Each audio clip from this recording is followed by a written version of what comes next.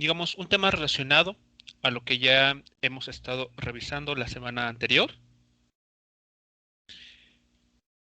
La semana pasada comenzamos a revisar lo que se conoce como el momento lineal y en particular revisamos las condiciones que se tienen que tomar en cuenta para que esta cantidad se conserve, así como la cantidad llamada impulso, que está relacionada íntimamente con el cambio de momento lineal que una partícula puede experimentar durante algún tipo de proceso.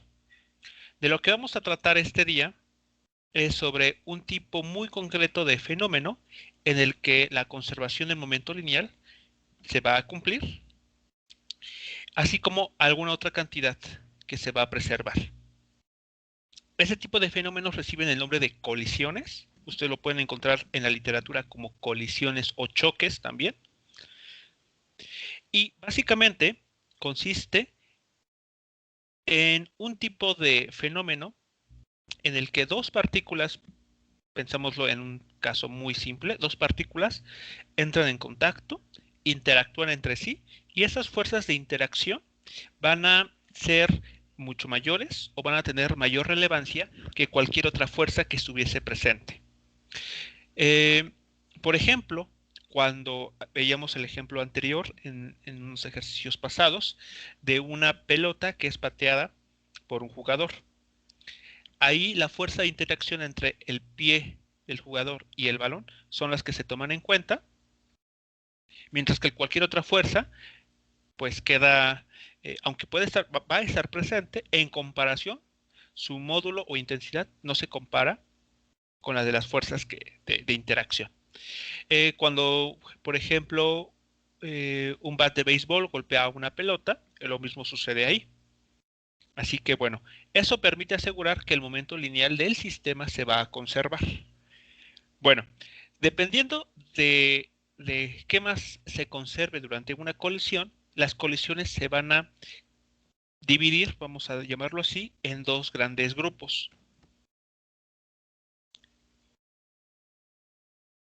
A ver, aquí tenemos el primer grupo. El primer tipo de colisión que vamos a mencionar es el que se conoce como colisión elástica. La llamada colisión elástica entre dos objetos es aquella en la que la energía cinética se conserva junto con el momento lineal. ¿De acuerdo? Aquí muy importante tomar en cuenta. En una colisión elástica no estamos diciendo que la energía mecánica total se conserva. Estamos diciendo que la energía cinética total del sistema de partículas es el que se conserva. Se hace esta aclaración para que a la hora de que ustedes planteen el desarrollo de algún problema, no involucren aquí a la energía mecánica. Aquí la energía mecánica durante una colisión no se toma en cuenta. Bueno, en la imagen que tenemos a la izquierda se está representando justamente de lo que estamos hablando en esta parte. Tenemos dos partículas, A y B, cada una con una cierta velocidad. Esas partículas puede darse el caso de que vayan en direcciones opuestas y se vayan acercando una a la otra. Así que tenemos el proceso de acercamiento. La colisión como tal es ese fenómeno en el cual esas dos partículas van a interactuar y las fuerzas que están presentes justo durante este evento superan a cualquier otra fuerza que pudiera estar presente. Llámese normal, llámese peso, llámese tensión. Las fuerzas que están presentes en este evento toman relevancia. Y después tenemos el alejamiento, ¿no? El cómo se mueven esas partículas después del choque. En el caso de una colisión elástica, va a haber, sí, cambios en la velocidad de cada partícula. Todo va a depender de las masas que tengan estas partículas. Pero si sumamos la energía cinética antes del choque y la comparamos con la suma de la energía cinética después de la colisión, encontraremos que para este caso la energía cinética vale lo mismo, exactamente lo mismo. Cuando decimos la energía cinética total, recuerden ustedes, estamos hablando de la energía cinética de ambas partículas, no solamente de una, sino de todas las partículas que estén involucradas durante el proceso de colisión. Hasta aquí, ¿alguna pregunta o comentario sobre este primer tipo de colisión y las cantidades físicas que se van a conservar? No, profesor. No, profesor. Muy bien. Profesor. Bueno, muy bien. Entonces, esa es la primera idea. Un fenómeno en el que las fuerzas de interacción entre las partículas toman relevancia y ocurren generalmente en un periodo muy pequeño de tiempo, se conoce como choque o colisión. El primer tipo de colisión es la colisión elástica, en la que el momento lineal total del sistema de partículas y la energía cinética total del sistema de partículas se van a conservar. Bueno, existe otro tipo de colisión. En este otro tipo de colisión, la energía cinética total no se va a conservar. ¿De acuerdo? A este tipo de colisión se le conoce como inelástica. Así que tenemos la conservación del momento lineal. Esa siempre se va a cumplir en cualquier tipo de colisión. Pero como vemos aquí, la energía cinética total no se conserva. Eso quiere decir que si calculamos cuánta energía cinética hay antes del choque y la comparamos con la energía cinética total después del choque, veremos que hay un déficit, ¿no? Que no valen lo mismo. Y esto se debe a que en este tipo de colisiones, pues la energía cinética o parte de la energía cinética de las partículas se transforma en otro tipo de energía. Por ejemplo, en energía térmica o energía que se invierte en deformar los objetos. Por ejemplo, en este tipo de situación que revisamos la clase pasada, hablando de estas pruebas de choque, de acuerdo a las características que nos menciona el problema, ¿a qué categoría podrían pensar que pertenece esta situación? ¿A una colisión elástica o a una colisión inelástica? A una condición elástica. Elástica. A una colisión, es que me pareció entender en el primer comentario, no me quedó muy claro. Yo digo que es a una colisión inelástica, profe. Ok, muy bien. Los que hayan respondido que es colisión inelástica están en lo correcto. Cuando en una prueba de choque, como la imagen que tenemos aquí, el automóvil impacta, si observamos o medimos la energía cinética después de la colisión, encontraremos que la energía cinética cambia por mucho. Y esto se debe a que gran parte de la energía que inicialmente tenía el automóvil se transformó en sonido, se invirtió en deformar la carrocería o en algún otro tipo de aspecto, ¿no? Que se observa durante como resultado de ese choque. Así que bueno, este ejemplo coincide muy bien con un tipo de colisión inelástica. Por ejemplo, una colisión elástica se podría considerar en este juego del billar, ¿no? Cuando se golpean las pelotas de billar, sí llegan a deformarse, cuando se impactan en unas contra otras, llegan a deformarse, pero esta deformación es casi imperceptible a simple vista. Además de que si pudiéramos medir la energía cinética antes y después, veremos que no hay mucho cambio entre una u otra situación. Así que, hablando de esferas rígidas como las de las bolas de billar, esa sería, cuando estas impactan, tendríamos, por ejemplo, un caso de colisión elástica. ¿De acuerdo? Sería en primera aproximación una colisión de tipo elástica.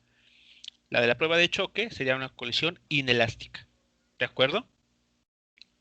Bueno, dentro de las colisiones inelásticas tenemos dos grupos. Se pueden dividir en dos grupos. El primer grupo se conoce como colisión perfectamente inelástica. Digamos que tiene un adjetivo ahí adicional, perfectamente. O en algunos libros ustedes lo podrán encontrar como completamente. Completamente o perfectamente inelástica. Bueno, este tipo de colisión, ¿de qué se caracteriza? Bueno, simplemente en que los objetos, después de chocar, se unen, es decir, terminan unidos formando un nuevo objeto. Eso es básicamente lo que caracteriza a una colisión perfectamente inelástica. El momento lineal se va a seguir conservando, pero no así la energía cinética. Y repito, lo único que caracteriza a este tipo de colisión es que los objetos terminan unidos. ¿Qué pasa con el otro tipo de colisión? Bueno, el otro tipo de colisión simplemente se llama inelástica, así, sin más, sin ningún adjetivo ni alguna palabra extra. Simplemente colisión inelástica. ¿De qué cuál es su característica? Simplemente que las partículas sí colisionan, impactan unas contra otras, el momento lineal se conserva, pero no así la energía cinética total, y las partículas no terminan unidas. Es como en el ejemplo que tenemos aquí arriba. Caso inelástico. Las partículas se acercan, colisionan y cada una después termina por su lado, pero con una velocidad distinta y tal que la energía cinética total pues no se conserva. ¿De acuerdo? Esa es la característica importante entre estos dos tipos de colisiones, las perfectamente inelásticas y aquellas que simplemente se llaman inelásticas. Preguntas, comentarios sobre lo que se acaba de aquí de comentar, de indicar, sobre los tipos de colisión que vamos a estar revisando.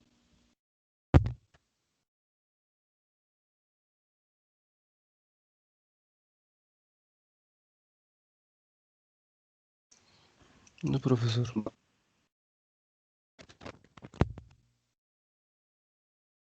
Ok, bueno, vamos a comenzar a revisar primero las colisiones inelásticas, porque en principio son las más sencillas, ¿de acuerdo? Y esto se debe a que solamente hay que, digamos que tomar en cuenta una ley de conservación, que es la del momento lineal. Después veremos ejemplos o ejercicios de las colisiones elásticas, donde, bueno, aquí, como podemos ver, sí hay que tener cuidado porque tenemos que utilizar estas dos ecuaciones a modo de condiciones para el problema. Bien, vamos a ver el primer ejemplo para este tipo de fenómeno. Así que vamos a arrancar con el caso de colisiones perfectamente inelásticas. Tenemos lo siguiente. Un péndulo de masa m cuelga del extremo inferior de una varilla de longitud L, como se muestra aquí en la figura. Tenemos este péndulo, este bloque cuadrangular, que está suspendido con la ayuda de esta barra de longitud L a un punto de giro, ¿no? A un pivote.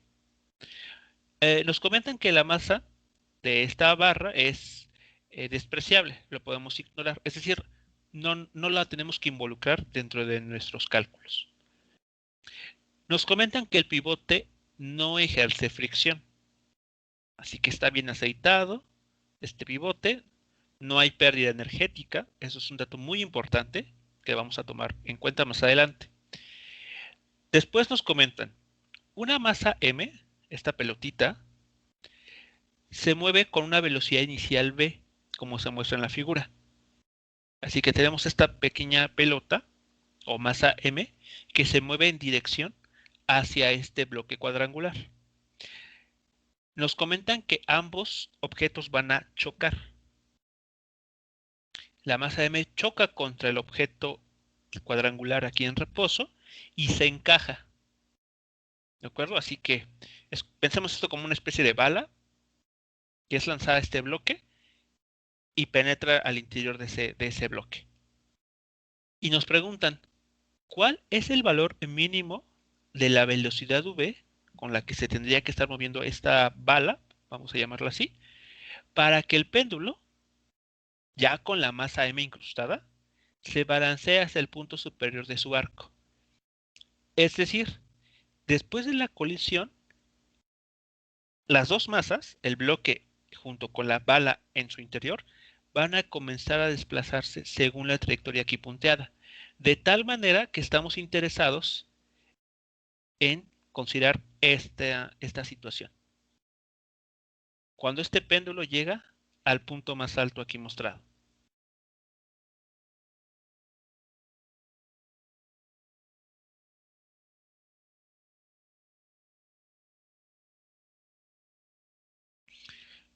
Sí queda claro todo lo que está aquí involucrando y lo que está mencionando el enunciado del problema, los datos que nos está proporcionando y el fenómeno tal cual que se está presentando.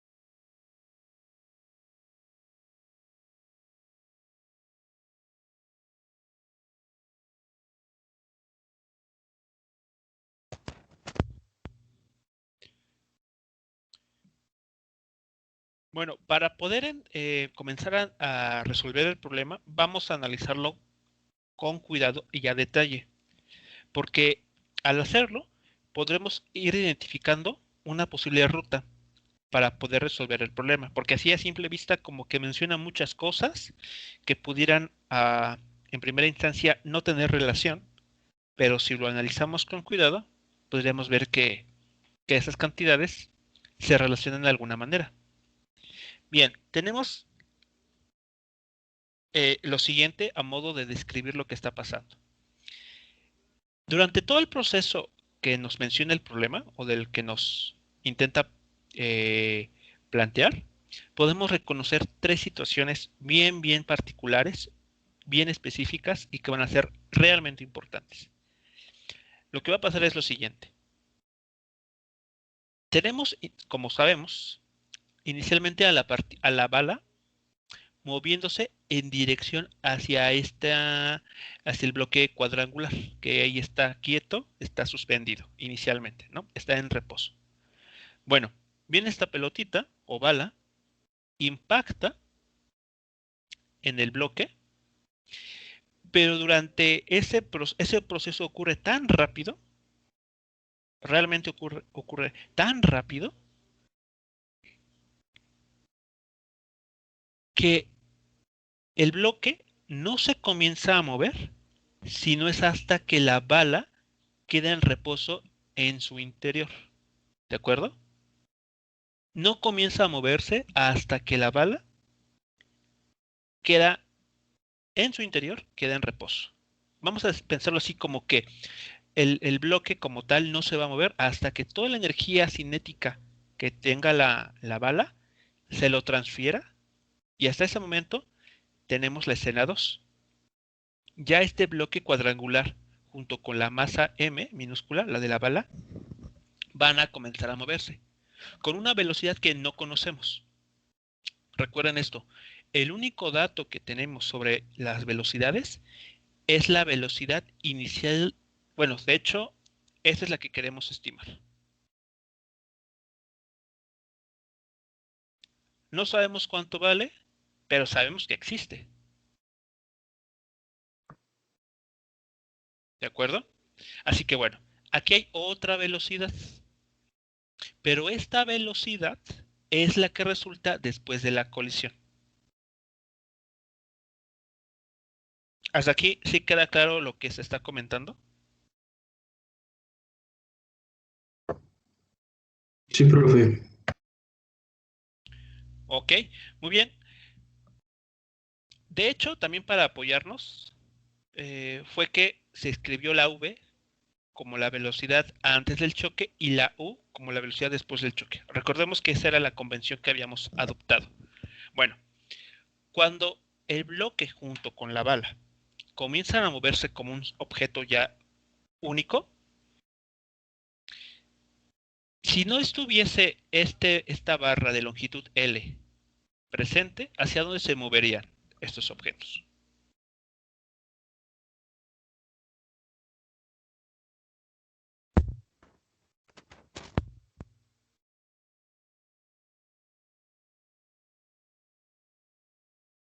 Muy bien, como nos comentan en el chat, se estarían moviendo hacia la dirección X positiva.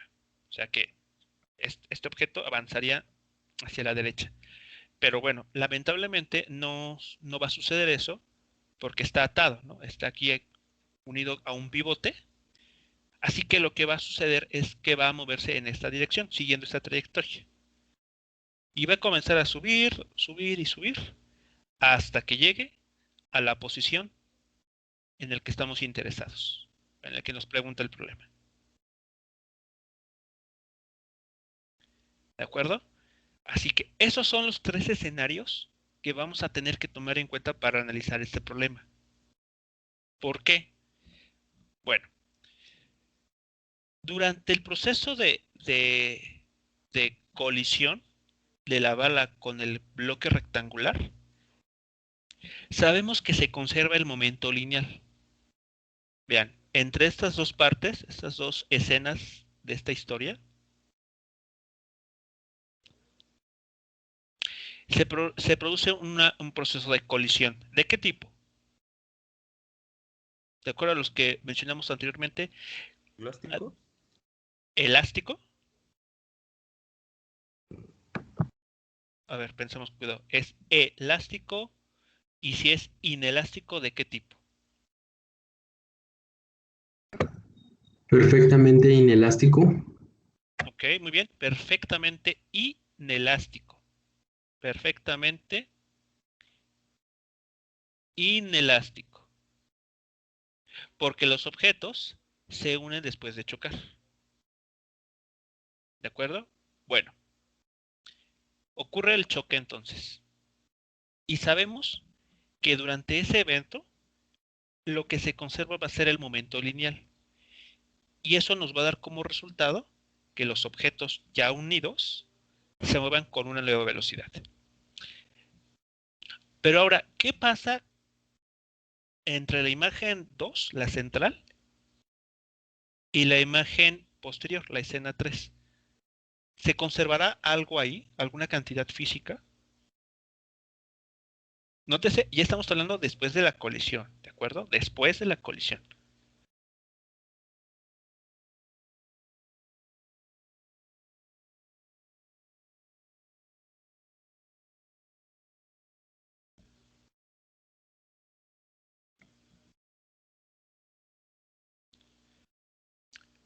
Nótese que el problema nos dice aquí, el pivote no ejerce fricción.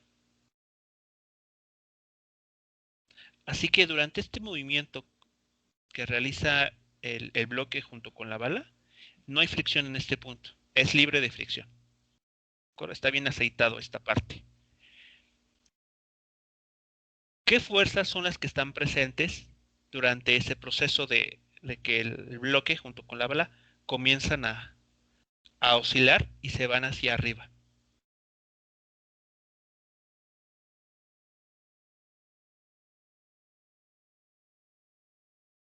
¿Qué fuerzas estarían presentes en esa parte del recorrido?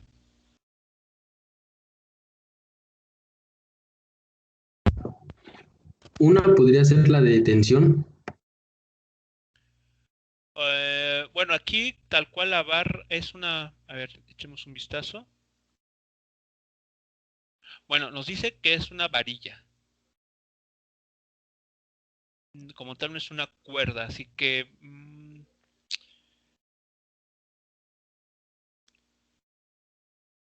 así que, pues... Ok. Podría ser que esa fuerza de tensión esté presente, aunque sea en una varilla. Ok.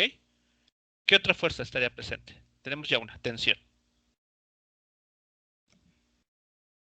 Ok, en el chat nos mencionan la fuerza de gravedad. Muy bien. O peso también. ¿Alguna otra fuerza que por ahí esté presente?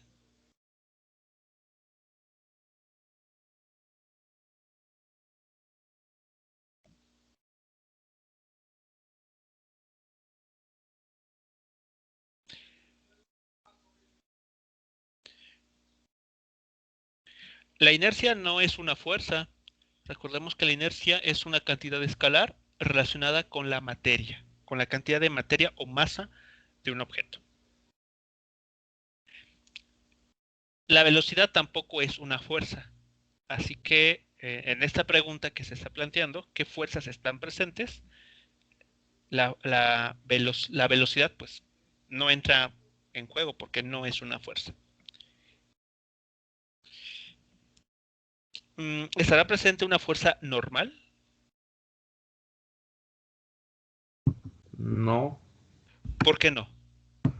porque no está sobre un objeto.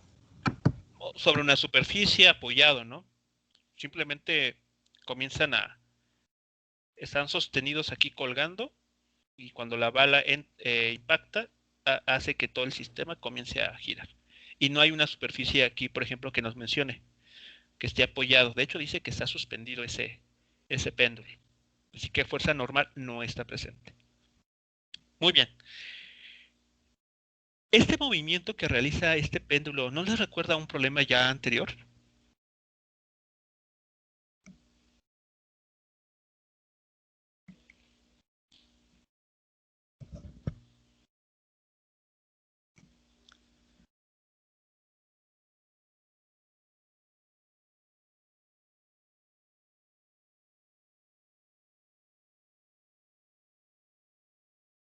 A ver, un objeto o una partícula que se esté moviendo de esa manera. Muy parecida al escenario 3 que tenemos ahí en la pantalla.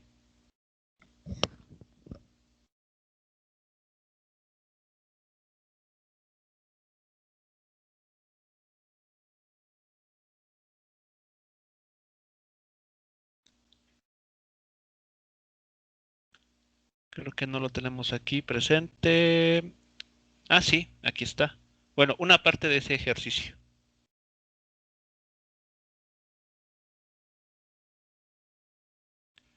Se parece a algo de esto.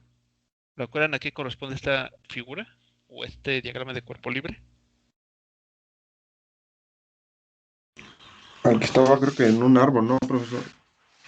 Exactamente a un estudiante que se lanzaba contra una cuerda que estaba ahí suspendida, se agarraba de esa cuerda y de esa forma lograban alzarse a una cierta altura y después caer al interior de un lago.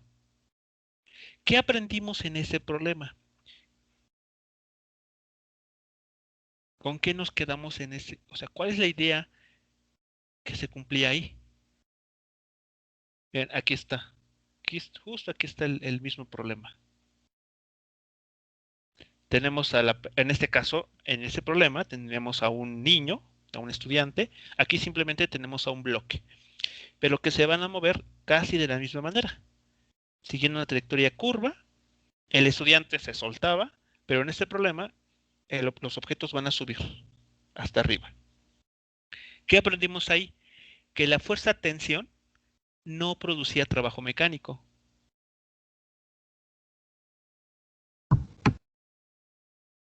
¿Recuerdan eso? Así que la fuerza de tensión que pudiera estar presente en esa barra que sostiene el cubo o ese objeto cuadrangular, aunque esa fuerza sí está presente, no va a producir trabajo mecánico, porque el vector desplazamiento y el vector tensión son ortogonales. Esa es la primera idea. ¿Cuál era la segunda idea?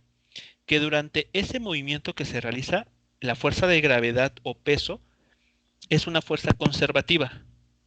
Así que, ¿qué tenemos asegurado o qué podemos asegurar? Que se preserva después de la colisión en este problema.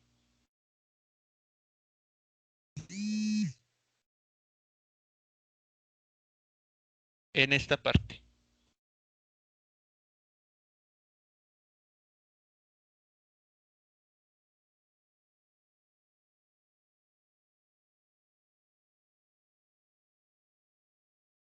A ver, ¿qué cantidad física podríamos considerar que se conserva en esa, entre la escena 2 y la escena 3? Ya se comentó que la tensión presente no va a generar trabajo mecánico, que el peso es otra fuerza que va a estar sí presente y además es una fuerza conservativa y no hay fricción en el pivote. Esos tres requisitos que nos permiten asegurar que se conserva justo cuando el bloque este ya comienza a moverse y después comienza a subir.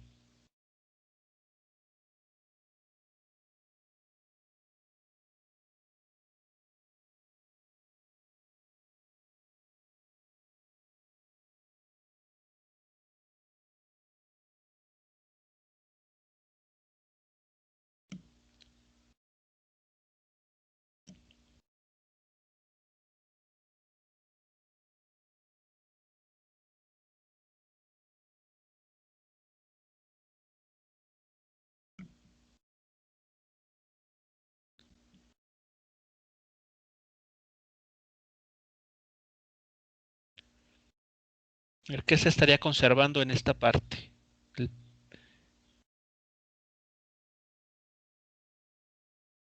Entre esto que se está encerrando en color azul. La velocidad, profe.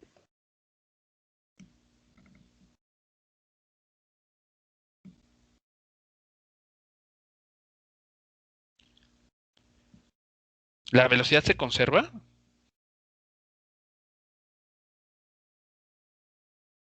A ver, recuerden lo que aprendimos del problema con el estudiante en aquella ocasión. ¿Qué cantidad física se va a conservar durante ese proceso, dado que no hay fuerza de fricción, la tensión no realiza trabajo mecánico, y la fuerza de gravedad que está presente es una fuerza conservativa? La masa de los dos objetos. No.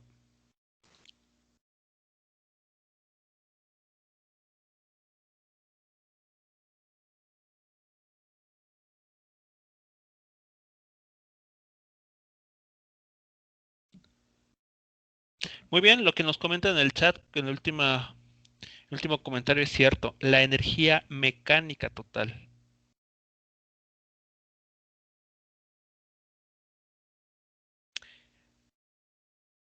Cuando este objeto, el bloque, junto con la masa, ya en su interior, comienzan a moverse, ya la colisión terminó, ¿de acuerdo? Ahí ya no estamos hablando de la colisión. Ya hablamos de un objeto nuevo, porque está formado por dos objetos, un bloque y una bala. Ese nuevo objeto va a comenzar ya a desplazarse, ya ganó energía cinética. ¿Y qué va a pasar conforme se vaya ascendiendo? ¿Qué va a pasar con esa energía cinética? Se va perdiendo y se convierte en energía gravitacional. Exacto, se va perdiendo, la velocidad va haciéndose cero cada vez, hasta que cuando el objeto o los objetos lleguen a este punto, la energía se ha convertido en energía potencial gravitacional. Ya no hay velocidad aquí. ¿De acuerdo? Así que vean lo que está sucediendo después de la colisión, no en la colisión, sino después de ella. Como no hay fricción, como la tensión no genera trabajo mecánico en ese desplazamiento, tenemos asegurado la conservación de la energía mecánica. Así que vean, podríamos relacionar esta velocidad con como la velocidad necesaria para lograr que esos dos objetos terminen en esta posición. No sé si ustedes han intentado o han jugado, por ejemplo, en atar una esfera, una pelota, con un hilo y comenzar a darle pequeños empujones a la masa, a esa esfera o pelota.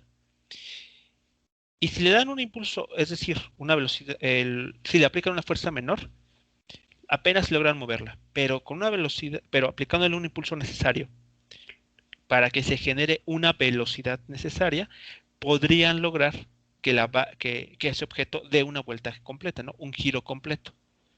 Lo mismo está sucediendo aquí. Esta U que está apareciendo después de la colisión tiene que ser la necesaria para lograr que todo este nuevo sistema, este nuevo objeto, llegue a la posición vertical que nos habla el enunciado del problema. Y a su vez, esta velocidad U está relacionada con la velocidad inicial de la bala.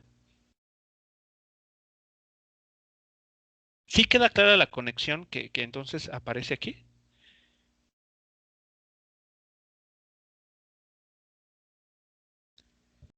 Esa velocidad U que está ahí en el segundo escenario debe ser la suficiente como para lograr que este objeto, bloque más bala, logren subir hasta la posición vertical que se busca. Pero a su vez esa velocidad U va a estar relacionada o tiene que estar relacionada con la velocidad inicial que llevaba la bala.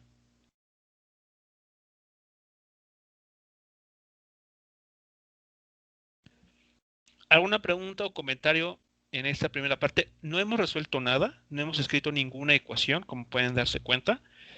Simplemente estamos tratando de entender bien lo que se nos está planteando aquí.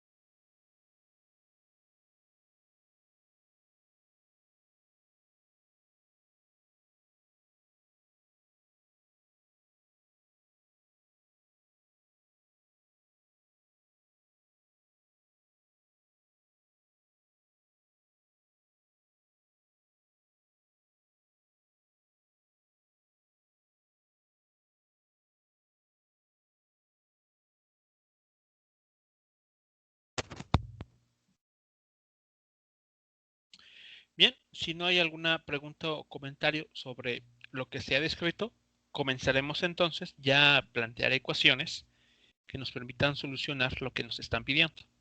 Bueno, vamos a comenzar de atrás hacia adelante. Es decir, vamos a imponer la condición de que esos dos objetos tienen que encontrarse en esta posición final para relacionar esta posición final con la velocidad U, esta que se está presentando aquí.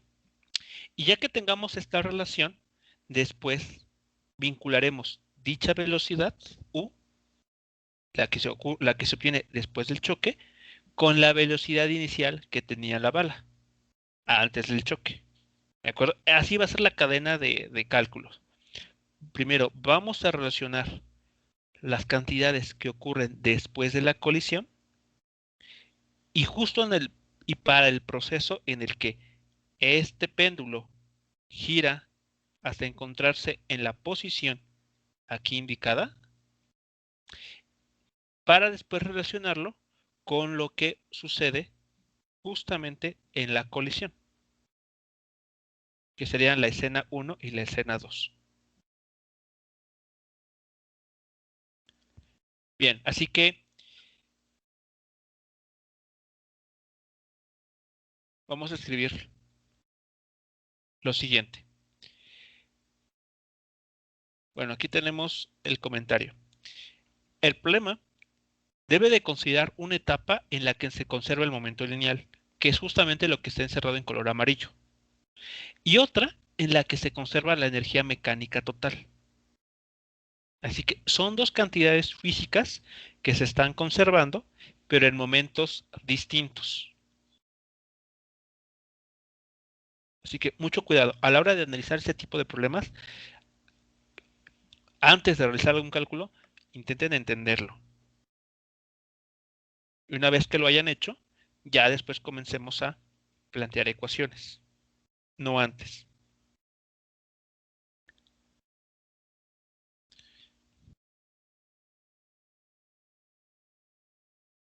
Bueno, así que comenzaremos con la parte que está encerrada en color azul. Y en esta tendremos que aplicar la conservación de la energía mecánica.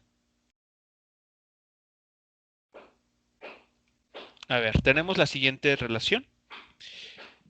Tenemos aquí, cuando el péndulo ya tiene la masa incrustada, la masa de la bala,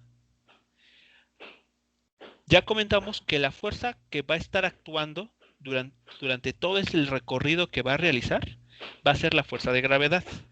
De hecho, esa fuerza es la que nos permite explicar por qué de tener una cierta velocidad terminan en reposo, ¿no? Terminan quietos. Y es porque esta fuerza pues hace un trabajo mecánico.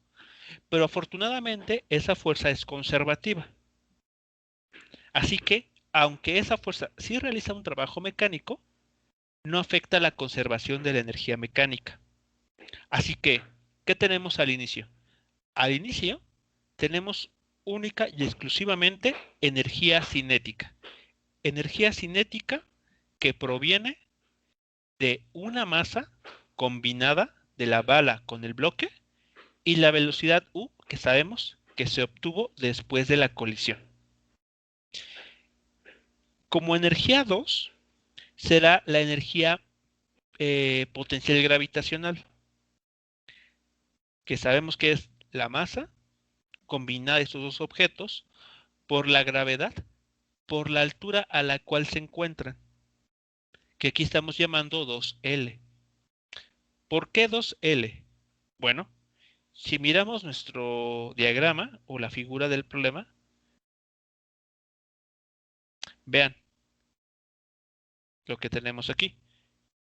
Inicialmente, estos objetos se encontraban en esta posición, que vamos a llamarla y igual a 0, ¿no? Digamos nuestro nivel 0 de altura. En la siguiente posición que nos interesa,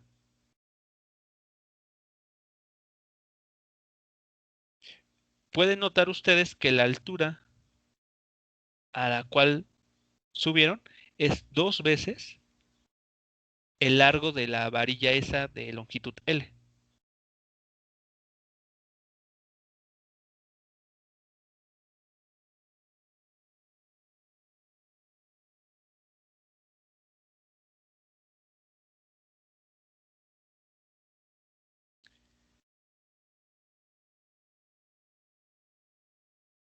¿Preguntas, comentarios antes de proseguir?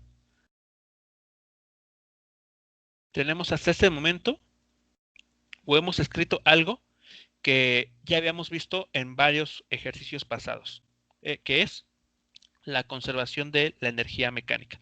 Por eso es que empezamos con esta parte, porque es algo que ya nosotros habíamos visto en varios ejercicios anteriores. Así que, como la energía mecánica se conserva, podemos igualar la E1 con la E2. Es decir, estamos diciendo que la energía cinética se convirtió en energía potencial gravitacional.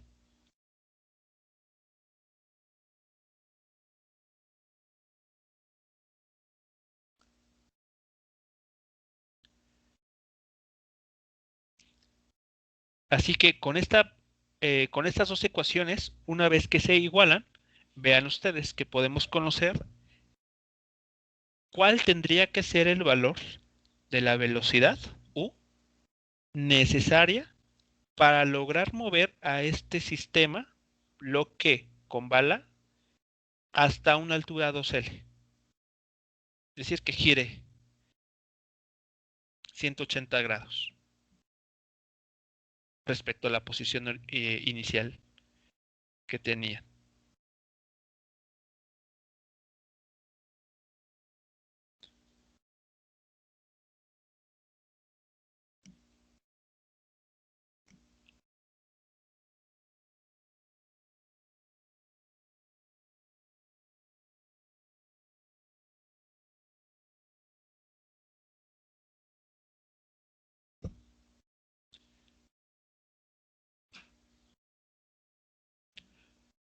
¿Ok? Bien.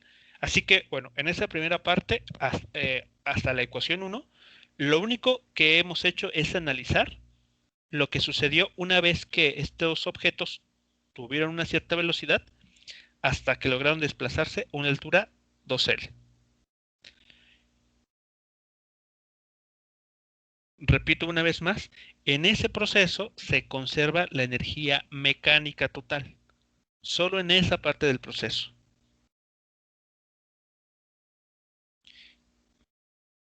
Y lo que está aquí numerado como ecuación 1 es la velocidad necesaria para que esta pareja de objetos lograran desplazarse según lo indicado en el problema.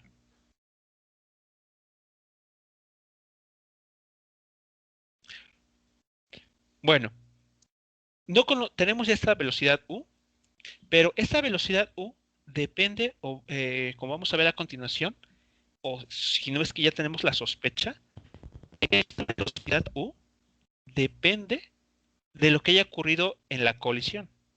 ¿Están de acuerdo? De hecho, si vemos nuestros ejercicios anteriores, por ejemplo aquí, vean. Por ejemplo, en este problema. Recordemos que cuando el niño lanza ese paquete a una velocidad de 10 metros por segundo, por la conservación del momento lineal, tanto el bote como junto con el niño en su interior se movieron a una cierta velocidad y en una cierta dirección. Así que, como podemos darnos cuenta, esta velocidad pues está íntimamente relacionada con con la que fue lanzado el paquete. Así que vemos que hay una relación entre la velocidad inicial y las velocidades finales. Por ejemplo, acá también, aquí en este ejercicio que revisamos, cuando chocaban estas dos partículas, la dirección de movimiento de la bola B, la que estaba en reposo, dependía de los valores de velocidad inicial en cada eje de la pelota A. Así que lo mismo podremos estar aquí pensando. Esta velocidad U con la que se movieron después estos dos objetos tiene que estar relacionado con la velocidad que tenía la bala antes del impacto. ¿Y cómo determinaremos esa velocidad? Pues a través de la conservación del momento lineal. Bueno, pues pasemos a esa parte. A ver, ¿qué tenemos aquí? Dado que la velocidad U depende del proceso de colisión, tenemos que relacionarla evidentemente con la velocidad B que tenía la masa M o bala antes de impactar al péndulo. Dato importante, durante ese proceso de choque o colisión como lo llamamos, cualquier fuerza externa va a ser despreciada, no nos va a interesar tomarla en cuenta. Así que eso ya nos asegura que el momento lineal total, tanto del bloque que estaba en reposo como de la bala que está en movimiento, se va a conservar. Así que vean, antes del choque, el único momento lineal que teníamos era el de la masa de la bala por su velocidad. Y después de la colisión, justo después de la colisión, ¿qué es lo que tenemos? Tanto la masa o la bala junto con el bloque se van a mover a la misma velocidad. Esa es la condición que se observa en una colisión perfectamente inelástica. Después de la colisión, los objetos se van a mover como uno solo a la misma velocidad.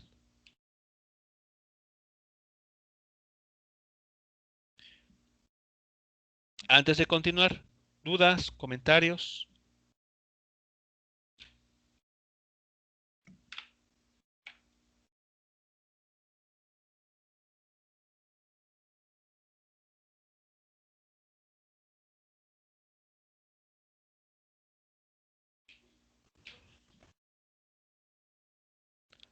Creo que no, profe. Muy bien, bueno.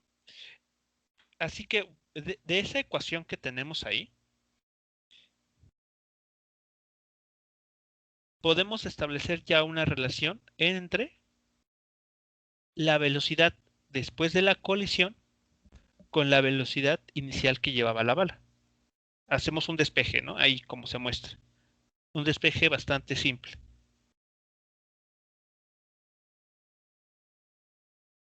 Así que también este resultado podría tomarse un poco general o válido para las colisiones perfectamente inelásticas.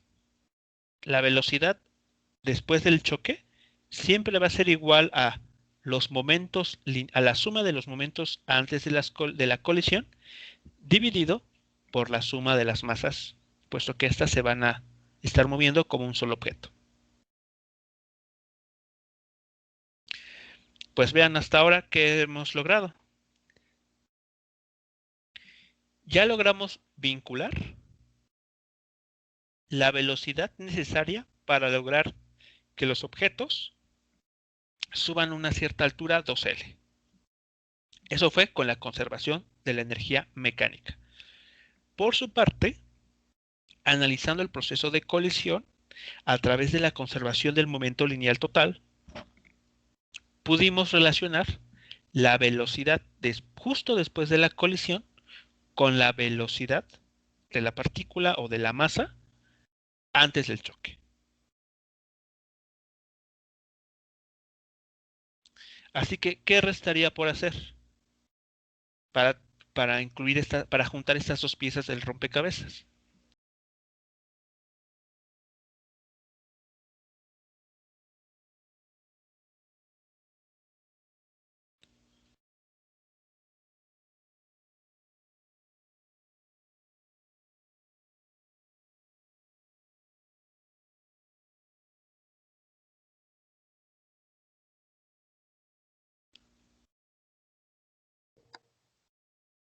Sustituir U en la primera fórmula.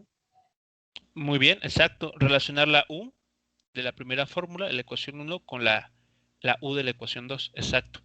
Porque de esa manera, véanlo así como una especie sí, tal cual piezas de rompecabezas. Estaremos haciendo embonar o unir estas figuras y ya tendríamos resuelto el problema general. Es decir, lograríamos estar armando la pieza total. Y estaremos encontrando la relación que existe entre la velocidad inicial de la bala con la posición final que debe de tener este objeto una vez que llegue a esta altura.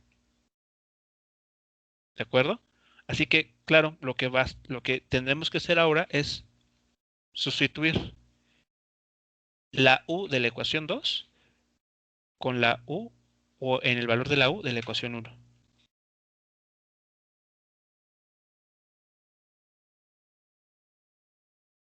Así que igualando las ecuaciones, tenemos este resultado y de aquí despejamos el valor de la B0. Y ahí está.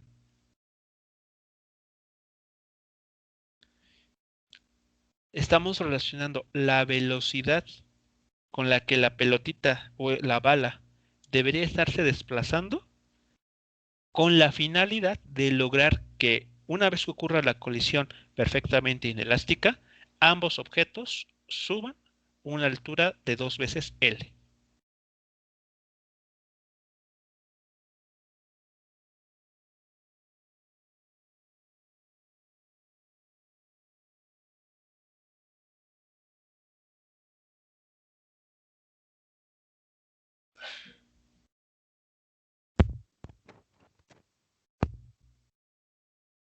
A ver, dejará la pantalla por unos segundos para que analicen con cuidado, vean si todos los pasos son claros, así como el álgebra que da lugar a la última ecuación.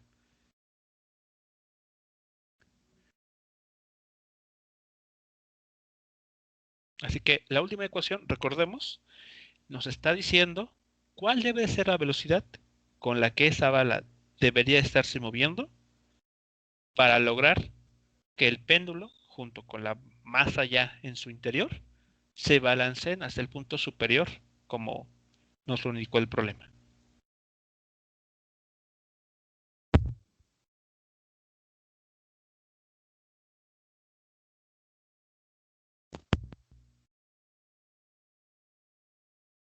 Ok, la pregunta en el chat sobre si es posible poder quitar m en la última ecuación, digamos que nuestra ecuación de respuesta, y es que no tal vez como ustedes se puedan imaginar de decir, lo cancelo aquí y lo cancelo acá. De hecho, el resultado, si se desarrolla lo que está en paréntesis, quedaría lo siguiente: 1 más la m mayúscula entre la m minúscula.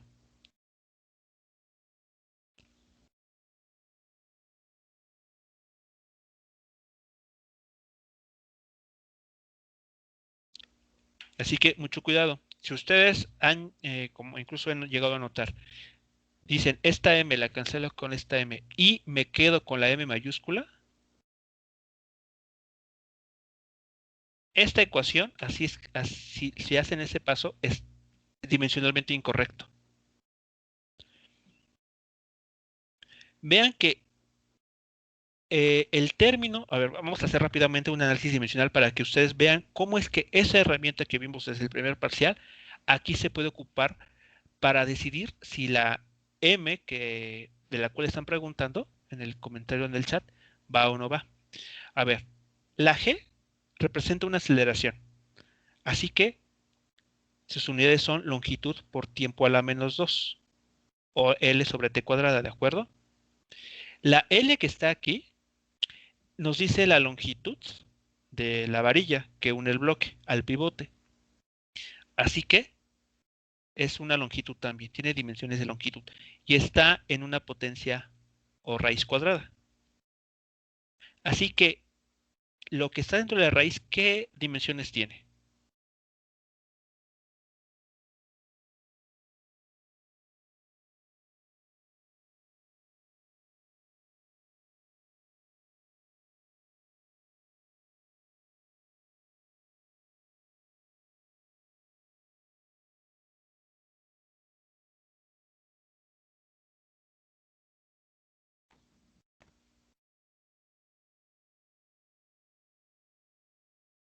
A ver, lo que está en paréntesis, el producto de g por L con la raíz cuadrada, ¿qué dimensiones tiene? ¿O a qué corresponde?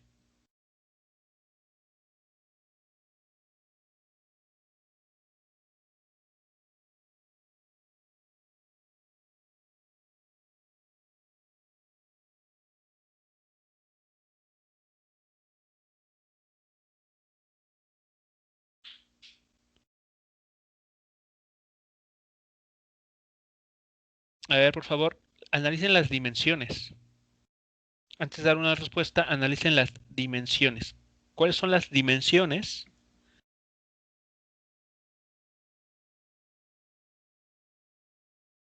de lo que se obtiene al multiplicar la g, que es una aceleración, por la L, que tiene unidades de longitud o dimensiones de longitud, y todo eso operado por una raíz cuadrada?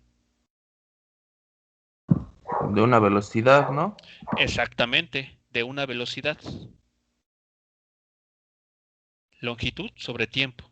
Una vez que operen esto, lo que tienen que obtener aquí directamente de ese raíz de g por L es algo, no importa el número que sea, pero tiene que tener unidades de velocidad. ¿Y a qué está igualado? A un término que sabemos de antemano que es velocidad. Así que el término que está entre paréntesis de color azul, ¿qué dimensiones debería de tener para que la igualdad sea cierta? Para que velocidad a la izquierda tenga las mismas dimensiones que lo que está todo esto a la derecha. A ver, ¿qué dimensiones debería tener lo que está en paréntesis? Longitud entre tiempo, igual. Longitud entre tiempo. A ver, ese tiene longitud entre tiempo. Y lo que está en paréntesis debe tener longitud entre tiempo también.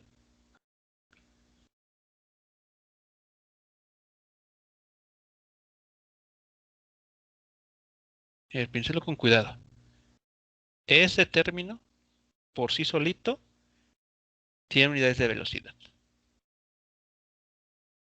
Sabemos que del lado izquierdo ya tenemos una velocidad.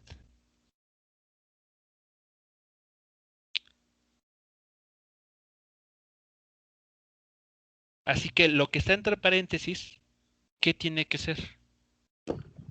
Tiene que ser un número para que sea dimensional. Exacto, exactamente. Tiene que ser un número para que sea dimensional. Para que dimensionalmente tengamos un 1 aquí.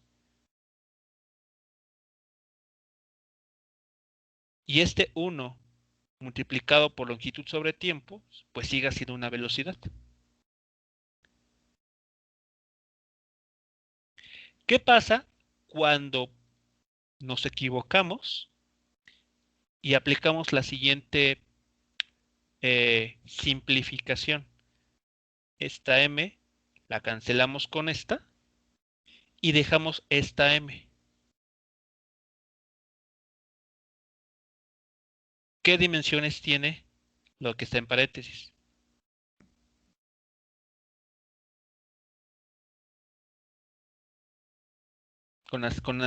Si hacemos esa simplificación, que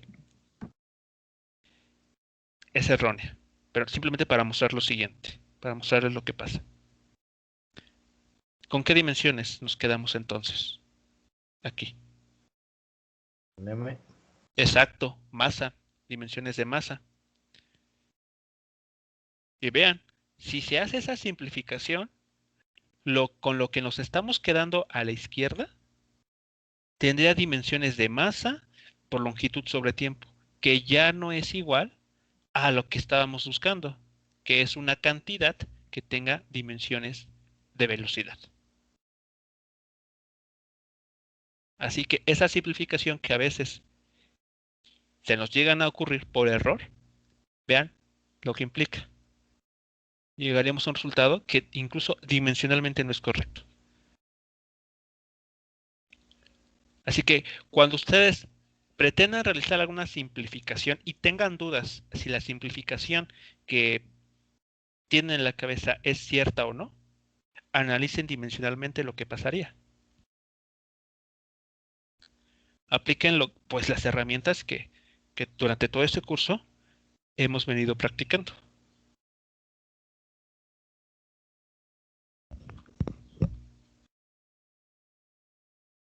Así que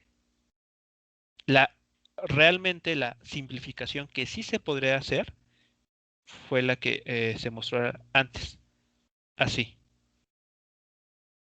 Y vean que esto vuelve a ser adimensional, porque algo que está medido en unidades de masa dividido por algo que está medido también en unidades de masa, eso se vuelve adimensional, como tiene que ser.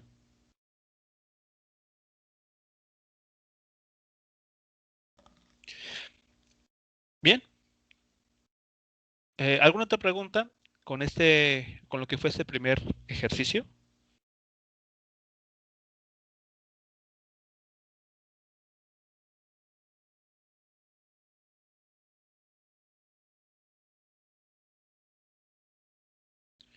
Así que, bueno, ténganlo muy presente.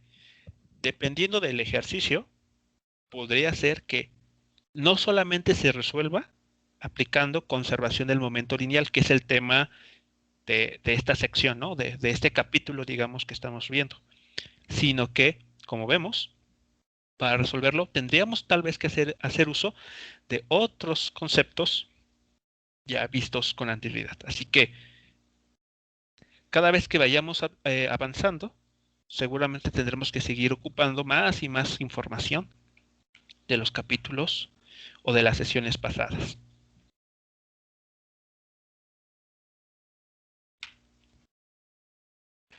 Bien, el siguiente ejemplo consiste en lo siguiente. A ver, vamos a leerlo con atención para después ir, antes de hacer algún cálculo, analizar qué cantidades físicas tendríamos tal vez que involucrar en este problema.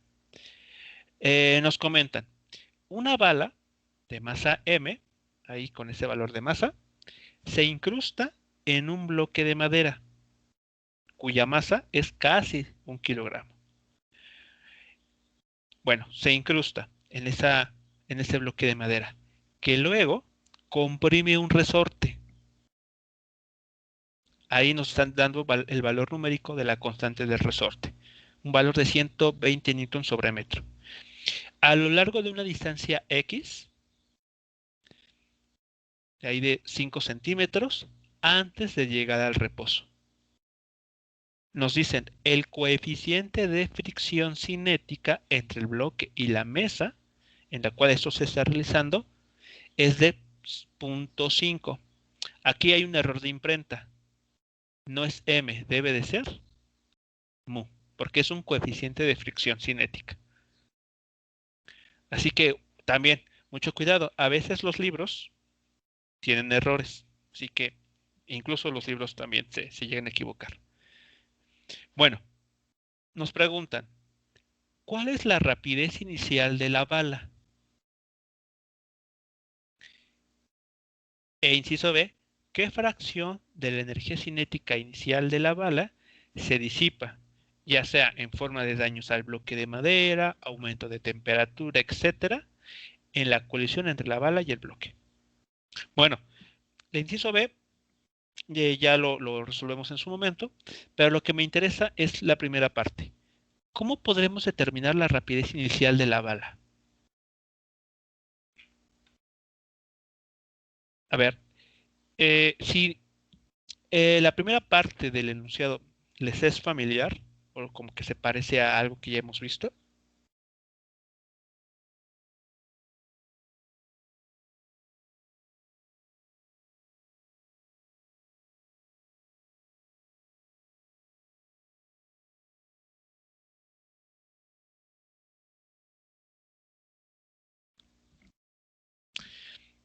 A ver, para aclarar un poco las ideas, vamos a, como en el problema anterior, identificar 3 momentos importantes en todo este proceso que nos platica el problema.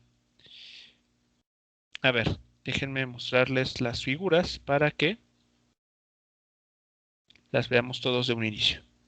Ahí están. A ver, ¿qué tenemos inicialmente? Tenemos una bala que se está moviendo en dirección a un bloque de madera, que inicialmente, pues podemos asumir que está en reposo. Así que, bueno, tenemos este bloque que está en reposo y que está unido a un resorte. Viene la bala en dirección hacia ese bloque de madera, impacta en él y como el problema nos dice que esa bala se incrusta en el bloque, eso ya nos dice que se trata de una colisión perfectamente, aquí un error, perfectamente inelástica. ¿De acuerdo? Una colisión perfectamente inelástica. Esa colisión ocurre tan rápido, ¿de acuerdo? Que el bloque se mueve o va a comenzar a moverse una vez que la bala en su interior llega al reposo. Así que ya con eso ya tenemos asegurado que lo que se va a mover posterior a la colisión ya es un objeto con la masa del bloque más la masa de la bala. Que va a ser un objeto nuevo que va a estar moviéndose hacia la derecha. Pero como está unido al resorte, aquí mostrado, ¿qué es lo que va a suceder a continuación? Que conforme se siga avanzando hacia la derecha, el resorte se va a ir comprimiendo cada vez y cada vez más. Hasta que, según esto nos lo indica el problema, el bloque junto con la bala en su interior llega al reposo. Se detiene posteriormente. ¿Preguntas, comentarios sobre el proceso aquí descrito?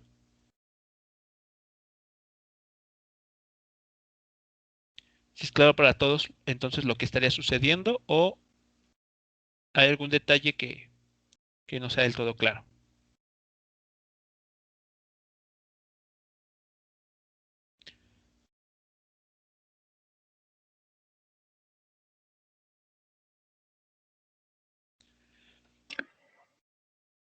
Todo claro, profe. Ok, muy bien. Así que, ¿qué podemos tomar en cuenta aquí? Pues como en el caso anterior, debemos de analizar el problema, digamos que en dos escenarios. ¿Cuál es el primero? Una colisión. Una colisión inelástica, perfectamente inelástica. Así que en esta primera parte, esos dos escenarios se vinculan a través de una colisión perfectamente inelástica. La velocidad con la que la bala llega a impactar al bloque va a ser la responsable de generar esta velocidad con la que bloque y bala se van a comenzar a mover después de la colisión. ¿Sí vamos bien hasta aquí?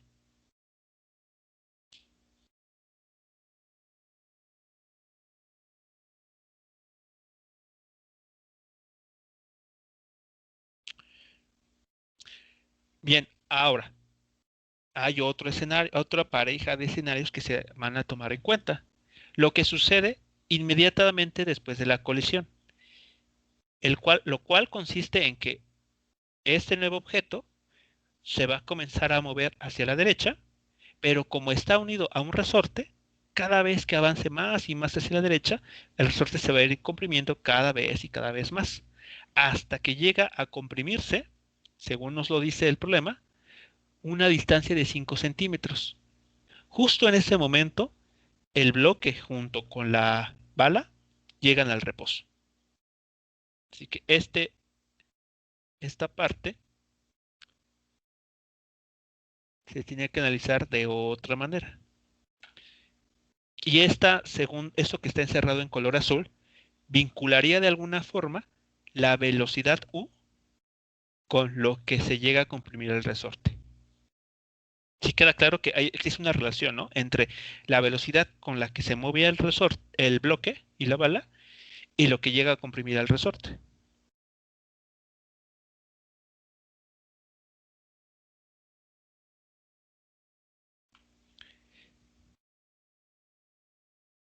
Ahora, surge una pregunta. Así como lo hemos planteado, ¿creen que deberíamos analizarlo exactamente de la misma manera que el ejercicio anterior? ¿O aquí hay algún cambio en relación a con relación a ese otro ejercicio?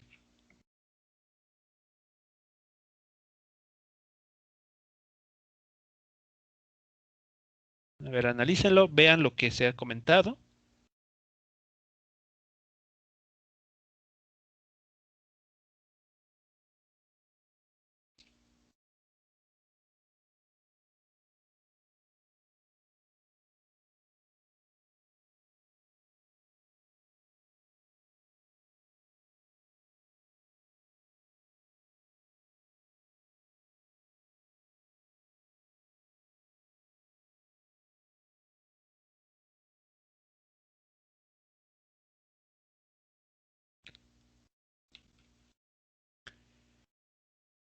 En comparación al caso anterior, al ejercicio del péndulo, aquí tenemos fricción. El problema nos dice que hay fricción entre la mesa en la cual está suspendida o colocada ese bloque y el bloque en sí. Así que, solo por ese detalle, no podemos hablar de la conservación de la energía mecánica. Así que en lo que está encerrado en color azul, se tiene que analizar cuidadosamente porque, repito, aquí no se conserva la energía mecánica total.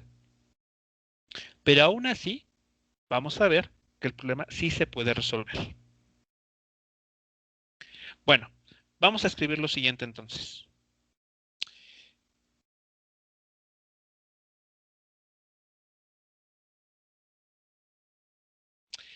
Cuando el bloque de masa M se mueve con la bala, y mientras va comprimiendo el resorte, como sabemos que va a suceder, aparece la fuerza de fricción. Este coeficiente está relacionado, como sabemos, a una fuerza de fricción. Así que durante el recorrido que realizan el bloque junto con la bala en su interior, la fuerza de fricción genera un trabajo mecánico. Y justamente este trabajo mecánico es el que hace que la energía mecánica no se conserve. ¿De acuerdo? Así que bueno, vamos a analizarlo. El análisis va a involucrar mucho de lo que ya vimos. Primero, vamos a determinar en esta parte el valor de la fuerza de fricción. ¿Cuánto vale? Y eso es enteramente 100% dinámica. Así que aquí tenemos un diagrama de cuerpo libre en el que vemos las fuerzas que están presentes una vez que el bloque se mueve junto con la bala. Tenemos la fuerza normal, tenemos el vector peso, tenemos la fuerza que aplica el resorte, ¿de acuerdo? Sobre el bloque. Como el resorte se está comprimiendo, ejerce una fuerza en dirección opuesta a esa compresión. Así que tenemos este vector en color azul apuntando hacia la izquierda. Tenemos este otro vector en color verde, que es la fuerza de fricción.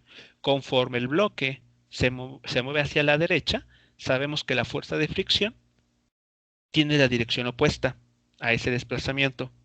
Así que apunta hacia la izquierda también. Como no hay movimiento en dirección vertical, sabemos que la normal va a ser igual al peso. Así que tenemos esta ecuación.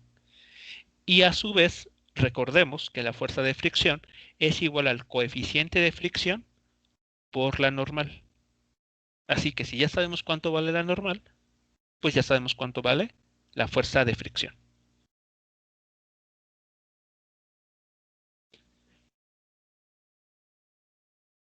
¿Preguntas hasta aquí con este resultado?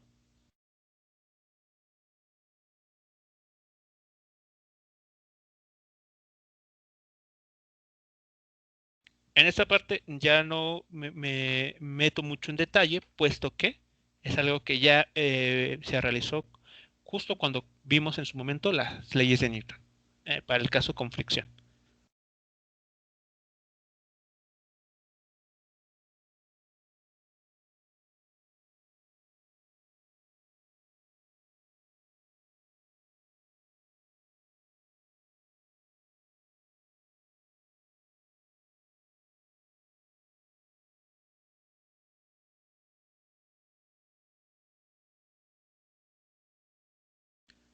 Así que repito nuevamente, lo único que hemos hecho hasta esta primera ecuación que tenemos aquí es conocer de forma explícita a la fuerza de fricción que sabemos que está presente debido a la superficie o a la mesa.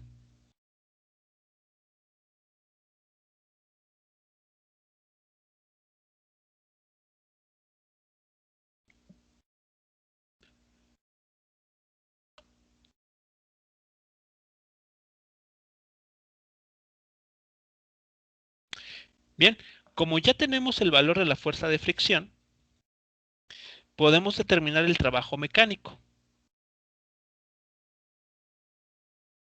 ¿De acuerdo? El trabajo mecánico debido a esa fuerza de fricción. Bien, lo siguiente que vamos a realizar va a estar relacionado con los conceptos de energía. Energía cinética, energía potencial y el trabajo mecánico. Así que bueno, para no hacer mezclas de ideas y generar de alguna manera una confusión, vamos a dar pausa al desarrollo de este ejercicio ¿De acuerdo?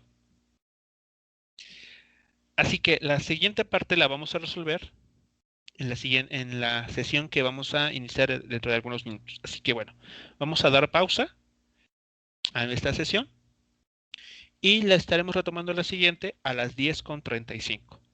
¿De acuerdo?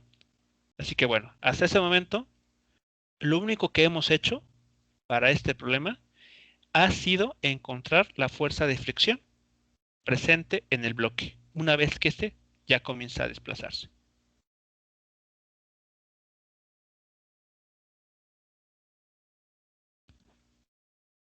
¿Preguntas, comentarios con este resultado?